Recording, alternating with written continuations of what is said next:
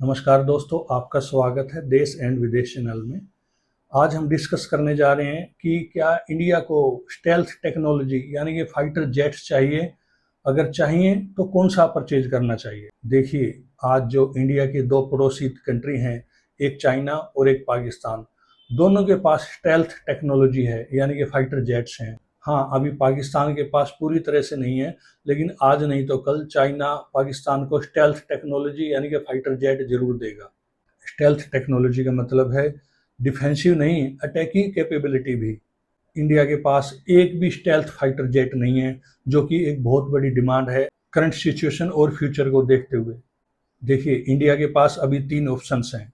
एक है अमेरिका का F-35, जो कि बहुत ही एडवांस फाइटर जेट है, लेकिन कॉस्टली भी बहुत ज़्यादा है। दूसरा ऑप्शन है रशिया का Su-57, जो कि रिस्की और अनप्रूवन है। तीसरा ऑप्शन है फ्रांस का राफेल, जो कि एक 100% स्टेल्थ फाइटर जेट नहीं है, लेकिन फिर भी ठीक ठाक है। तो आखिर इंडिया को इनमें से कौन सा ऑप्शन चूज करना चाहिए, आइए वही डिस्कस करते हैं। सबसे पहले बात करते हैं F-35 की। ये अमेरिका का एक फाइटर प्लेन है, जो कि 100% स्टेल्थ वेपन है। इसकी एडवांस टेक्नोलॉजी, राडार को चमका देने की कैपेबिलिटी इसको बहुत ही एडवांस बनाती है। यूरोप, अमेरिका और इजराइल जैसी कंट्रीज ने इस फाइटर जेट को कई बार यूज किया है, टेस्ट किया है। यह एक कंप्लीट और प्रूवन फाइटर जेट है। अगर इंडिया इसको परचेज करता है तो कम से कम 15-20 साल तक हमें कोई टेंशन लेने की ज़रूरत नहीं है। लेकिन एक बहुत बड़ा डिसएडवांटेज यह है कि यह बहुत ही कॉस्टली है और इसकी मेंटेनेंस भी बहुत ज़्यादा है। और यूएसए शायद ही इसको 100% यूजर राइट्स के साथ इंडिया को दे। मीन्स हो सकता है कि यूएसए इसका फुल वर्जन ना दे और इसका लिमिटेड टेक्नोलॉजी एक्सेस ही दे। दूसरा रिस्क ये है कि अगर अमेरिका और इंडिया की कभी नहीं बनी तो इंडिया के ऊपर सैंक्शन लग जाएंगे और इसके स्पेयर पार्ट्स भी बैन हो जाएंगे। मतलब बिल्कुल साफ है कि F-35 एक बहुत ही अच्छा फाइटर प्लेन है, लेकिन इसके साथ डिसएडवांटेज भी बहुत है। दूसरा ऑप्शन है रशिया का Su-57। रशिया हमेशा से इंडिया का रिलायबल पार्टनर रहा है और वो इसकी टेक्नोलॉजी भी इंडिया को ट्रांसफर करने को रेडी है।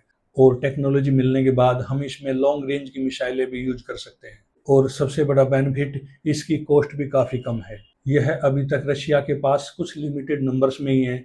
रशिया और यूक्रेन युद्ध होने के कारण उनका प्रोडक्शन भी काफ़ी स्लो है। और Su-57 फाइटर जेट अभी तक पूरी तरह से प्रूवन भी नहीं है। मतलब बिल्कुल साफ है, Su-57 थ्योरेटिकली एक बहुत ही अच्छा फाइटर प्लेन है, लेकिन प्रैक्टिकली अभी इमैच्योर और रिस्की ऑप्शन है। अब बात करते हैं तीसरी ऑप्शन, फ्रांस के राफेल की। इंडिया ऑलरेडी इस फाइटर जेट को यूज कर रहा है। हमारे पायलट्स ऑलरेडी ट्रेंड हैं। हम टेक्नोलॉजी को अच्छी तरह जानते हैं। यह एक रिलायबल और मेंटेनेंस फ्रेंडली भी है, लेकिन इसके साथ भी कुछ डिसएडवांटेजेज हैं। सबसे बड़ा डिसएडवांटेज तो ये है कि यह एक कंप्लीट स्टेल्थ फाइटर जेट नहीं है।